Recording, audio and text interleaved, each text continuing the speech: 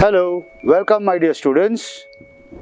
I'm happy to present before you the flipped class sessions of English language developed under the World Bank project, Institutional Development Plan of National Agricultural Higher Educational Project implemented by University of Agricultural Sciences, Dharwad. Today we are going to have a discussion or we are going to learn about the communication overview. Well, so why is communication required? Before that, we are going to have the clear meaning about what is a communication. What is a communication? Communication, it is derived from a Latin word called as communis, which means common. It is the interchange of thoughts, opinions or information by speech, writing or signs. That means signs means symbols. Okay. What are the types of communication? What are the types of communication? So communication are of various types. That is, one is the interpersonal communication. That means speech between or the communication between only two persons. Okay. Next is the group communication. When you have two or more persons or more than two persons in a group. So the communication which takes place, that is called the group communication. The next is the mass communication. What is a mass communication? That means the communication which happens among the group of people who are more than hundreds, or it becomes the public speech or something like that. Okay, so the next is the verbal communication. Verbal communication means you're going to use the words, you're going to use the letters, okay, the letters, everything. And next is the non-verbal communication.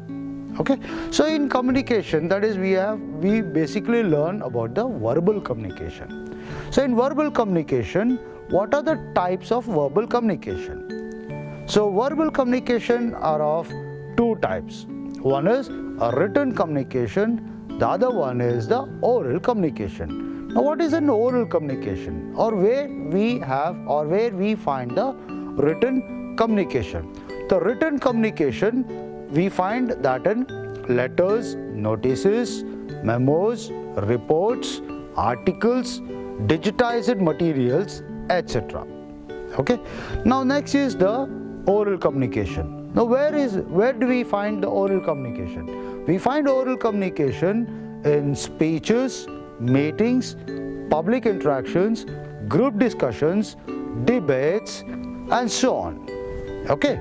So how about the non-verbal communication? Now what are the contents of the non-verbal communication, or what we find in the non-verbal communication?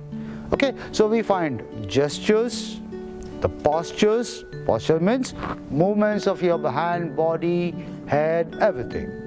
And the object language, personal spacing, touch and eye contacts. These are related to the non-verbal communication. Okay, so next, after that, now one thing we should always keep in mind. Now when you have a communication with people or among yourselves, you find that the communication becomes a failure.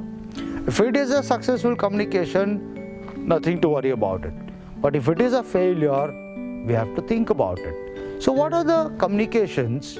What are the failures in the communication? A communication becomes a failure due to certain things. That means because of what? So the communication becomes a failure due to the noise outside and inside, the outside disturbance, the variation in listening skills. That means when a person has the variation in the listening skills, that also the communication becomes a failure. The complex subject matter or the message. That means the message which you are going to send it, you are going to pass it, becomes very complex. That means it becomes very difficult to understand. But make it as a very simple, then it becomes a successful communication. Response to difficult questions.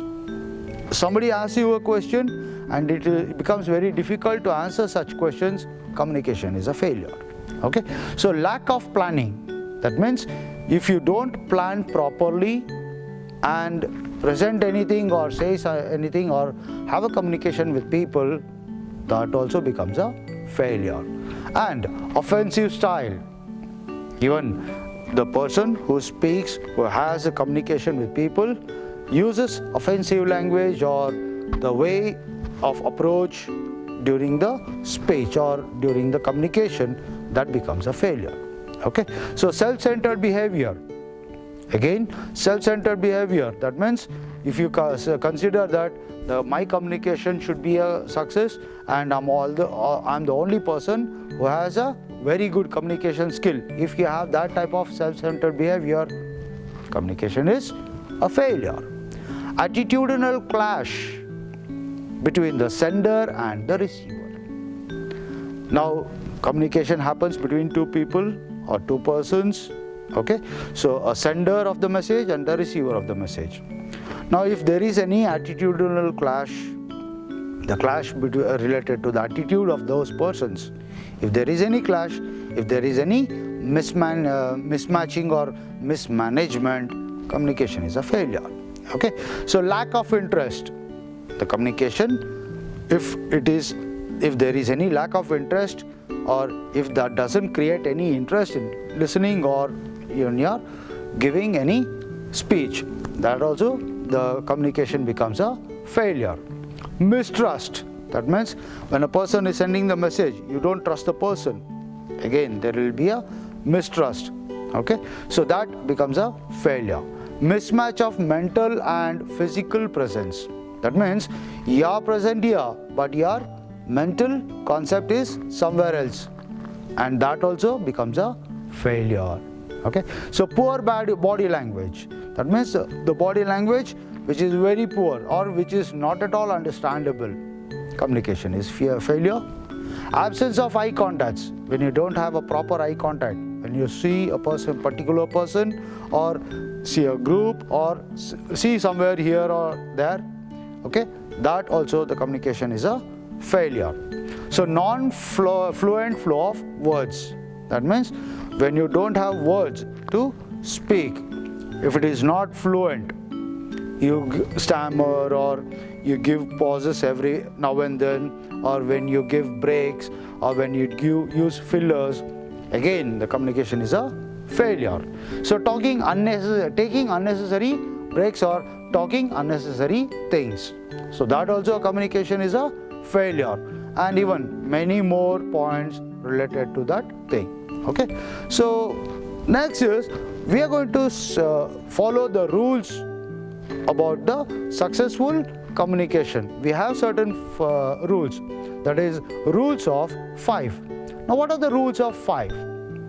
The rules is receive, that means when a sender is sending any messages, maybe from oral, written, whatever it is, so receive it, try to understand it and try to accept it and use whatever it has been given and give a feedback. That means receive, understand, accept, use and give a feedback.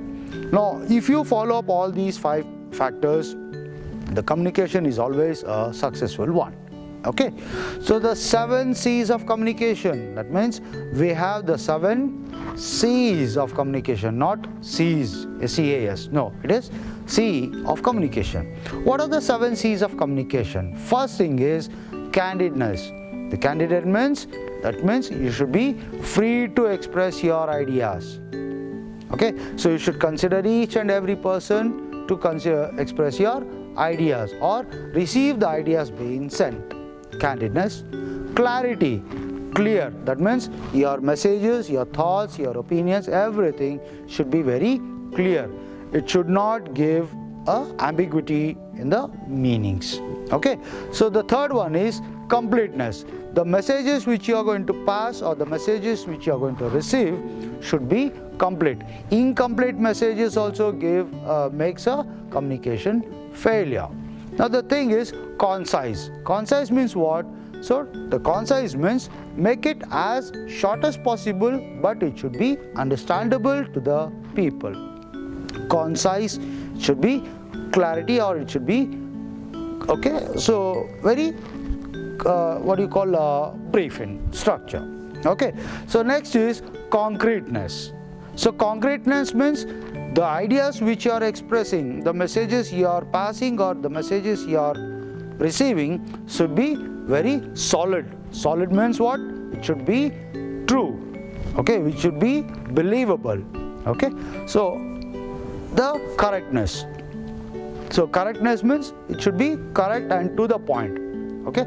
It should not make a deviation. The message should not deviate the understander, the person who can understand your messages, and even the courtesy makes a very important impact here.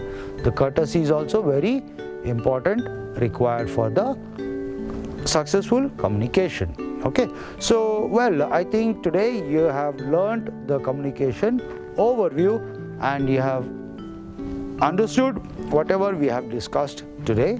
Okay. So if you have any queries, send us your feedbacks, everything on the below mentioned WhatsApp number. The WhatsApp number is 8147438335.